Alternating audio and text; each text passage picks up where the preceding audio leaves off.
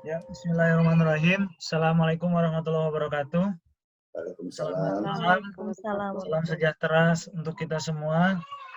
Shalom. Eh, kepada yang saya hormati Bapak Arman Nasution selaku dosen pengampu mata kuliah Hukum Pidana Profesi dan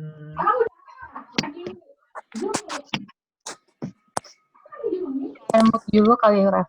ya mute all. Oke, sebagai mohon maaf saya ulangi kepada yang saya hormati kepada Bapak Arman Nasution selaku dosen pengampu mata kuliah Hukum Pidana Profesi. Yang tidak lupa juga saya hormati Bapak Agung Iriantoro yang pada saat ini pada seminar kali ini beliau sebagai dosen pengampu UUJN. Beliau juga mengajar kami yang semester 3 Akta Pasar Modal. Tapi hari ini beliau membahas masalah UUJN-nya. Dan teman-teman semua yang saya kasihi dan sayangi, teman-teman semester 3, teman-teman semester 1 yang sudah ikut hadir di sini, yang wajib memang untuk hadir mengganti sesi pertemuan perkuliahan masing-masing. Saya selaku kelompok terakhir mata kuliah Hukum Pidana Profesi, saya Revilianosa dan ada 3 teman saya, nanti saya perkenalkan ketika kita mau memaparkan terkait materinya. Kami ingin mencoba memaparkan 3 kasus yang berbeda, yang 3-tiganya mungkin ada kesamaan dalam hal seorang notaris yang melakukan perbuatan melawan hukum. Untuk menghemat waktu, mungkin langsung saya perkenalkan dulu kelompok saya, yaitu ada Mbak Juliana Huta Barat. Pada Mbak Juliana Huta Barat. Selamat malam, Pak.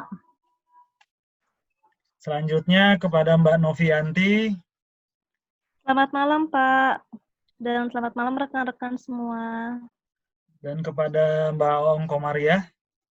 Selamat malam Pak Arman, selamat malam Pak Agung, selamat malam teman-teman semuanya. Terima kasih. Untuk menghemat waktu agar mempercepat juga karena ini ada masalah di Zoom-nya. Saya langsung kepada Juliana yang akan share screen untuk langsung juga memaparkan kasus pertama. Juliana, waktu dan tempat saya persilakan.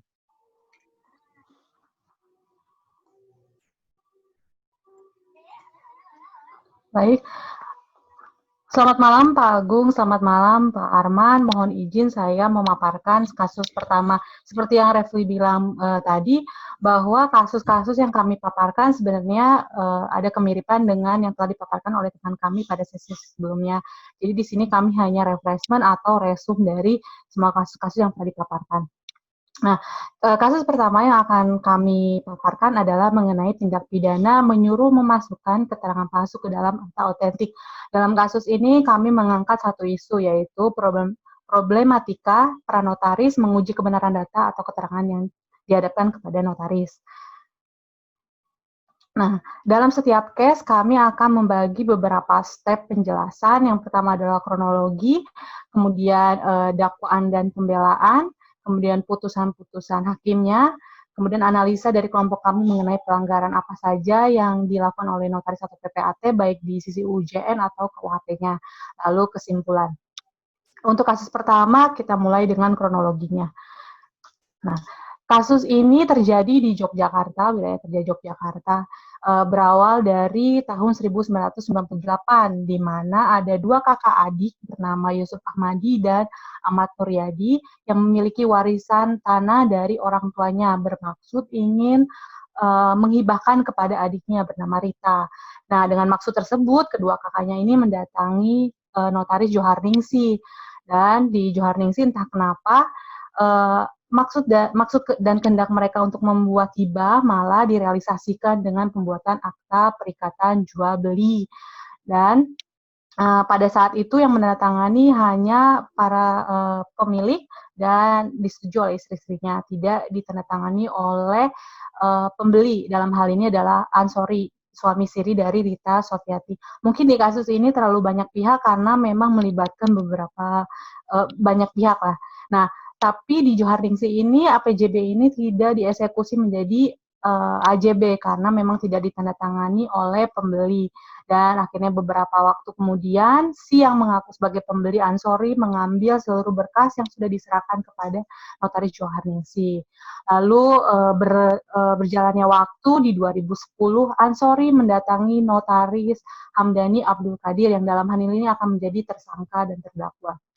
Dan di hadapan Notaris Hamdani ini atau PPAT Hamdani ini, Ansori datang bersama dengan beberapa orang yang disampaikan kepada notaris adalah pemilik dari kedua tanah tersebut. Semua dokumen diserahkan. Kemudian notaris memerlukan waktu untuk mempelajari dan membuat akta. Nah, sebelum pembuatan akta terjadi, Rita Sofiati, adik dari keduanya, mendatangi notaris Hamdani Abdul Qadir dan menanyakan mengenai status kedua tanah kakaknya. Namun Notaris Hamdani mengelak atau tidak mau menjawab pertanyaan-pertanyaan dari Rita Sofiati. Dan di sini pun Notaris Hamdani tidak memiliki kecurigaan atau setidaknya mengecek kepada pemilik kedua tanah tersebut ada masalah apakah. Nah, kemudian di 2011 Notaris Hamdani membuat beberapa akta terkait kedua tanah tersebut. Untuk yang SHM Yusuf Ahmadi, APJB akta peningkatan jual beli dulu di tanggal 25 April 2011 dan akta kuasa menjual. Lalu di 30 April, selang hari beberapa hari setelahnya, dibuatlah AJB akta jual beli di mana Ansori selaku kuasa dan Ansori selaku pembeli. Begitu pula dengan SHM Ahmad Nuryadi. Kemudian di Desember, tidak jauh sekitar beberapa bulan dari pembuatan akta tersebut, terbitlah SHM atas nama Ansori dengan luas tanah 696, yaitu gabungan dari kedua tanah tersebut. Kemudian 24 Agustus 2012, Ansori meninggal dunia dan tangan kanan Ansori yaitu Adli Iyas Nasution menyampaikan kepada Rita bahwa di tangannya terdapat sertifikat atas nama Ansori untuk tanah yang dimiliki kakaknya terdahulu. Rita pun yang tidak mengetahui hal tersebut menyampaikan kepada kakaknya dan selanjutnya Rita melaporkan ke pihak kepolisian. Proses peradilan berjalan dan 7 November 2017 diterbitkanlah putusan tingkat pertama di PN Sleman, 16 Januari 2018 banding di PT Jogja, dan 31 Juli 2018 di putusan kasasi MA. Nah, sebelum kita memaparkan mengenai putusan-putusan tersebut, di sini kami akan mencoba menjelaskan mengenai dakwaan dan pembelaan dari terdakwa.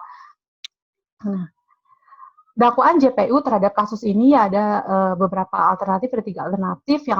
Yang pertama adalah 264 ayat 1 ke 1 KUHP, yaitu melakukan pemalsuan atau otentik, yang mana ancaman pidananya 8 tahun. Dan dakwaan keduanya adalah pasal 266 ayat 1 KUHP Jungto pasal 55 ayat 1 ke 1, yaitu menyuruh memasukkan keterangan palsu dalam suatu akta otentik, ancaman pidananya 7 tahun. Dan dakwaan ketiga adalah pasal 263 ayat 1 KUHP membuat surat palsu atau memasukkan surat, ancaman pidananya 6 tahun. Dan dalam persidangan pun Hamdani melakukan pembelaan, di mana pembelaannya menyatakan bahwa pada saat pembuatan akta memang Hamdani hanya menerima identitas fotokopi dari para penghadap, yang mana Hamdani cukup yakin terhadap fotokopi tersebut karena dia sudah mengenal cukup baik dengan Ansori, sehingga tidak mempertanyakan keaslian dari KTP dari para penghadap. Dan muka yang ada dalam fotokopian tersebut mirip dengan para penghadap yang muncul pada saat pembuatan akta yang sebelumnya. Dan untuk Ahmadi dan Ahmad Nuryadi dan Ayub ditanyakan apakah memang suami istri, dan jawabannya iya, tapi memang tidak menanyakan akta nikahnya. Dan Hamdani pun tidak menanyakan kwitansi lunas atau bukti bayarnya karena para penghadap pada saat pembuatan akta menyampaikan bahwa telah lunas. Dan kemudian Hamdani pun telah melakukan pengecekan ke BPN dan untuk kedua tanah tersebut tidak ada pemblokiran. Hal ini pun disampaikan pada saat persidangan dengan tambahan informasi bahwa memang Yusuf Ahmadi dan Ahmad Nuryadi yang hadir pada persidangan berbeda dengan Ahmad Nuryadi dan Yusuf Ahmadi yang hadir pada saat pembuatan akta. Dan memang Rita Sofiati hadir beberapa kali ke kantornya, tapi tidak pernah meminta untuk menghentikan transaksi antara kakak-kakaknya dan suaminya. Kemudian sebelumnya memang pernah ada gugatan perdata antara Ansori dan kedua pemilik tanah tersebut, dan Ansori kalah. Kemudian Ansori pun pernah dilaporkan dalam perkara yang sama, tapi tidak proses karena Ansori belum meninggal. Nah, dari persidangan tersebut, dari keterangan-keterangan saksi, keterangan ahli, terdapat fakta-fakta bahwa keterangan yang diungkapkan para saksi dalam persidangan memunculkan fakta bahwa pemilik tanah, yaitu Yusuf Ahmadi dan Ahmad Nuryadi, tidak pernah hadir di hadapan terdakwa untuk melakukan jual beli dengan Ansori. Dan ternyata Yusuf Ahmadi dan Ahmad Nuryadi dan istrinya itu telah bercerai 2009, di mana 2010 baru menghadap kepada Hamdani. Kemudian Yusuf Ahmadi dan Ahmad Nuryadi pun tidak mengetahui bahwa tanahnya telah bersertifikat hak milik, karena sebelumnya yang dia ketahui warisan dari orang tuanya adalah letter C, dan baru mengetahui telah SHM baik atas namanya atau atas nama Ansori kemudian adalah dari adiknya Rita. Kemudian berdasarkan BAP Laboratoris Kriminalistik Puslapor Bareskrim Polri cabang Semarang, diketahui bahwa tanda tangan Ahmad Nuryadi pada AJB dengan sampel Ahmad Nuryadi yang pada persidangan hadir itu berbeda, dan begitu pula dengan Yusuf Ahmadi, secara unsur gratis adalah keduanya berbeda. Dari dakwaan dan pembelaan tersebut, pada tingkat pertama, Pengadilan Negeri Sleman memutuskan bahwa memang Hamdani terbukti secara sah, meyakinkan, turut serta melakukan, menyuruh menempatkan keterangan palsu ke dalam atau otentik, dan dipidana 1 tahun. Tapi pidana ini tidak perlu dijalankan jika terbukti 2 tahun dalam 2 tahun masa percobaan itu terdapat tindak pidana lainnya berkekuatan hukum tetap. Nah, hakim memutuskan hal tersebut, memberikan putusan ini dengan pertimbangan bahwa Hamdani memenuhi unsur-unsur dari dakwaan kedua pasal 266 ayat 1 Junto Pasal 55.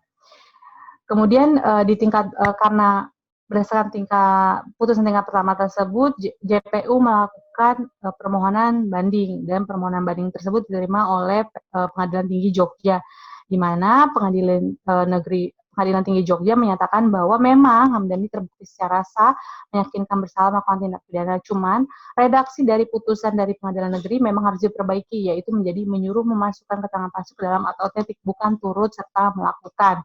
Karena dakwaan kedua adalah memang didakwa untuk menyuruh memasukkan.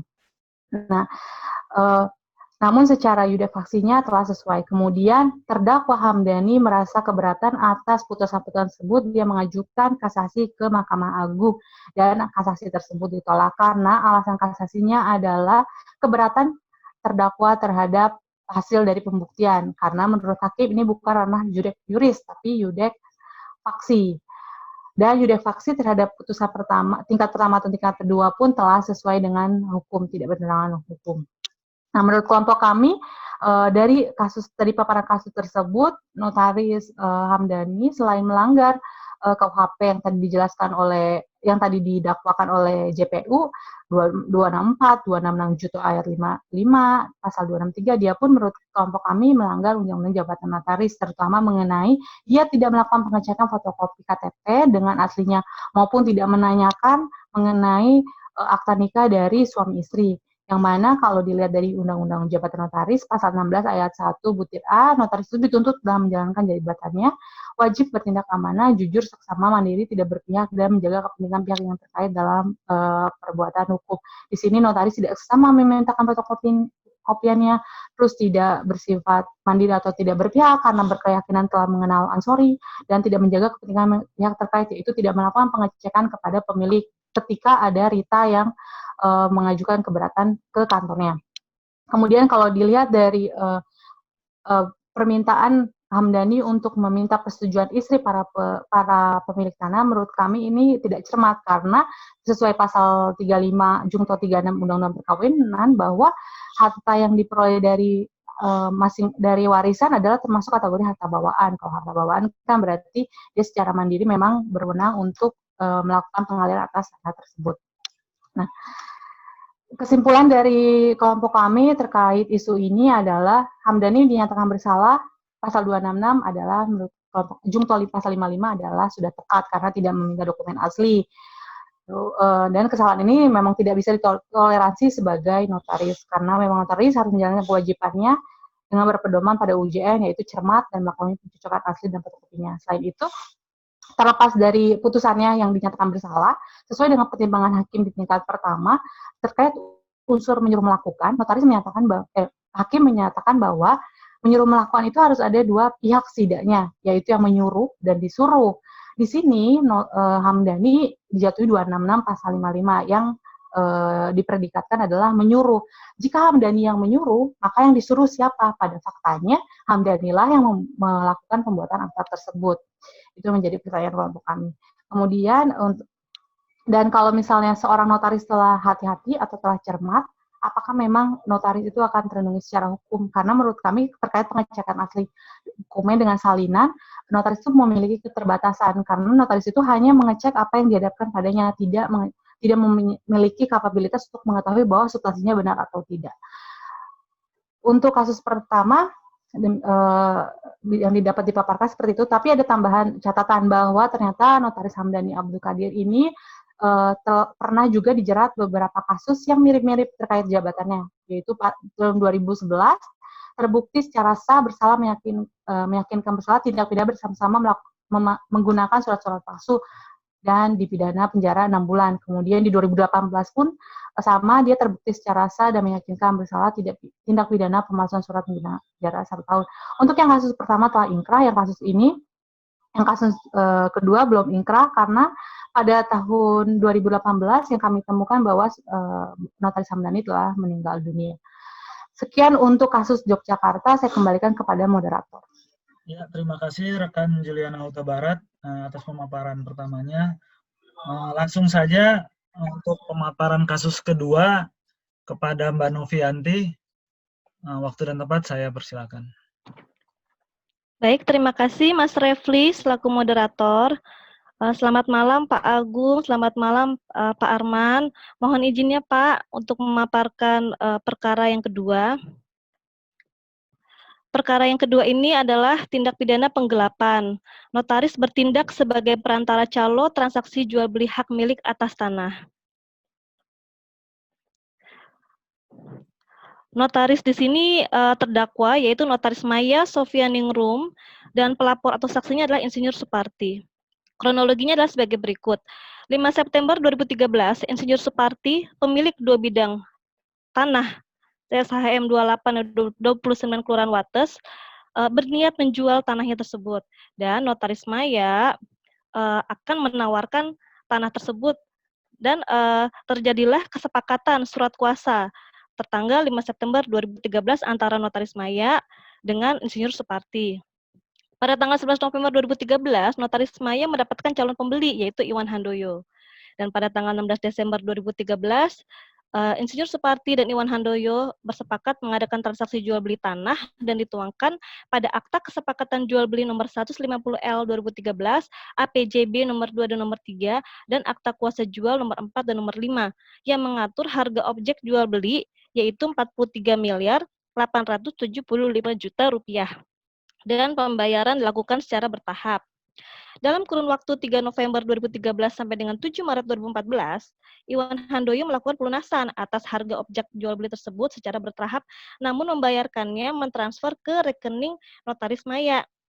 Total yang ditransfer adalah sesuai dengan harga objek jual beli, yaitu 43 miliar 875 juta rupiah.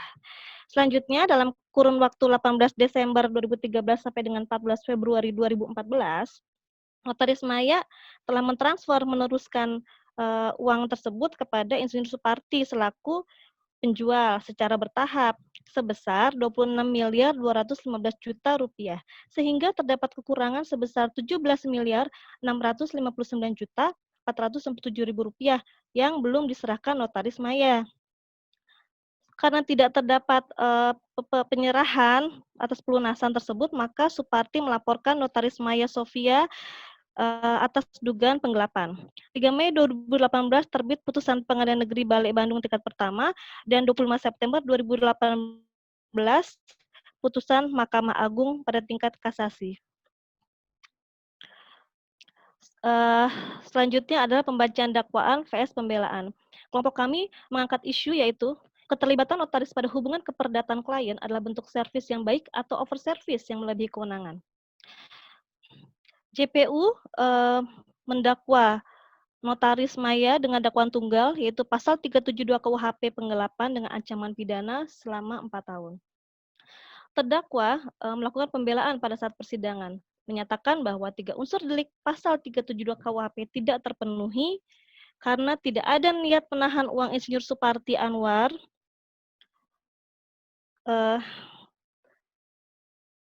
dan karena ada kewajiban-kewajiban yang harus dilakukan atas objek jual beli dan biaya notaris juga belum dibayar oleh Insinyur Suparti. Selanjutnya, sebagian uang juga digunakan untuk membayarkan komitmen Suparti kepada ahli waris. Uko Durrahman sebagai tertuang dalam akta perdamaian. Jadi salah satu sertifikat hak milik tanah atas nama Suparti tersebut bermasalah. Tercatat yaitu SHM nomor 28 itu tercatat dalam Persil 70 S2 Kohir 544 Blok Cigareleng Kampung Curug Candung atas nama Uko Durrahman, sehingga dampaknya harus dibebaskan. Nah, notaris tersebut menginisiasi perdamaian dengan menjadi mediator mengumpulkan para ahli warisnya dan ada kompensasi yang harus dibayarkan. Nah, kompensasi itu menggunakan uang yang belum sepenuhnya diteruskan uang hasil penjualan oleh Notaris Maya. Dan Notaris Maya berpikir bahwa pada saat pembuatan akta, dia menjadi calon perantara itu berdasarkan surat kuasa. Dan telah dilakukan juga pengecekan ke BPN Bandung yang mendapatkan keterangan bahwa tanah-tanah tersebut aslinya tidak ada blokir atau clear. Next. Selanjutnya, putusan pada tingkat pertama, Pengadilan Negeri Balai Bandung nomor 132 PIT B 2018 PN BLB tanggal 2 Mei 2018 menyatakan bahwa perbuatan yang didakwakan oleh terdakwa memang terbukti, tapi perbuatan itu bukan merupakan suatu tindak pidana.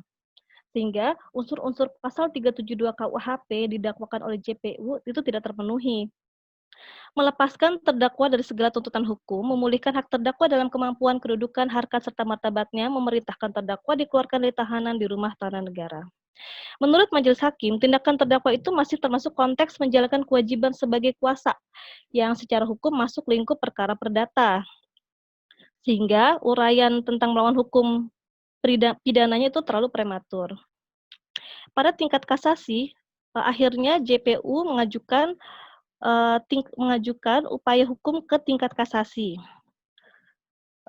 Putusan Mahkamah Agungnya ini menyatakan terdakwa telah terbukti secara sah dan meyakinkan bersalah melakukan tindak pidana penggelapan. Jadi putusannya dikoreksi oleh putusan Mahkamah Agung. Selanjutnya menjatuhkan pidana kepada terdakwa dengan pidana 2 tahun, menetapkan masa penahanan yang telah dijalani terdakwa dikurang seluruhnya dari pidana yang dijatuhkan. Majelis hakim berpendapat bahwa tidak pernah ada kuasa kepada terdakwa untuk menerima uang hasil penjualan tanah dari Suparti dan juga tidak dibenarkan untuk bertindak selaku perantara dalam menjalankan tugas selaku notaris dan PPAT. Juga tidak berhak menahan uang hasil penjualan tanah milik Suparti serta tidak berhak dan tidak berwenang untuk menyerahkan uang hasil penjualan tanah kepada orang lain. Next. Selanjutnya adalah analisa pelanggaran undang-undangnya. Menurut kelompok kami, Notaris Maya telah melanggar Undang-Undang Jabatan Notaris, yaitu Notaris Maya bertindak sebagai perantara pemilik tanah, yaitu Insinyur Suparti, untuk menjual tanahnya kepada Iwan Handoyo berdasarkan surat kuasa. Sekaligus Notaris Maya juga sebagai PPAT yang membuat PPJB. Nah, itu melanggar pasal 52 ayat 1. Selanjutnya juga Notaris Maya melanggar pasal 17 ayat 1 huruf I, di mana notaris dilarang melakukan pekerjaan lain yang bertentangan dengan norma agama, kesusilaan, kepatutan yang dapat mempengaruhi kehormatan dan martabat jabatan notaris. Notaris Maya tidak amanah dan tidak terbuka atau jujur kepada penjual perihal pembayaran dari Iwan Handoyo selaku pembeli.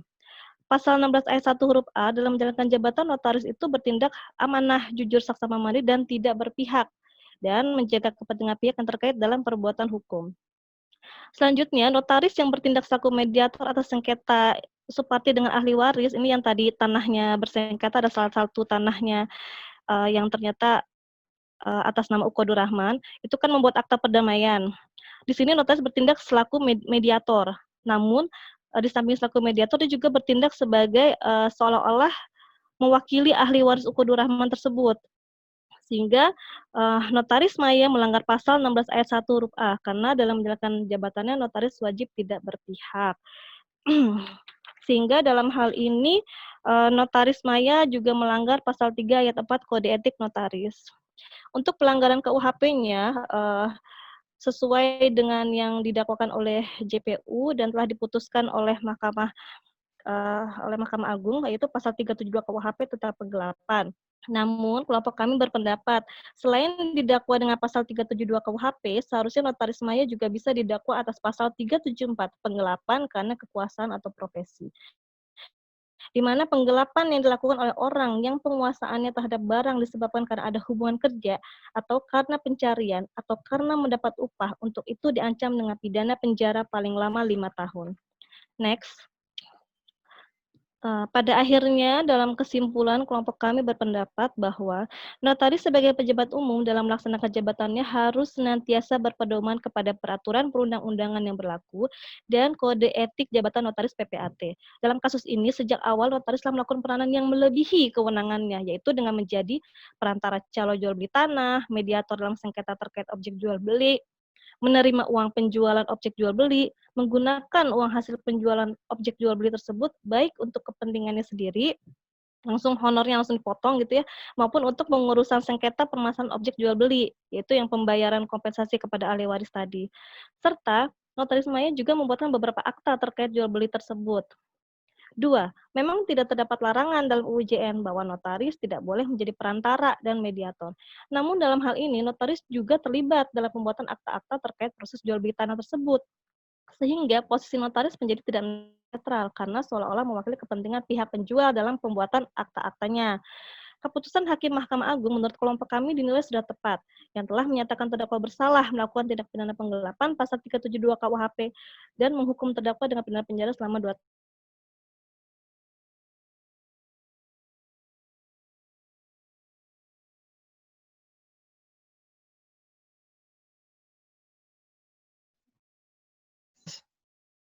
Di Malaya, Bandung. Keputusan tersebut diharapkan dari Baik, terima kasih. Demikianlah yang dapat saya paparkan.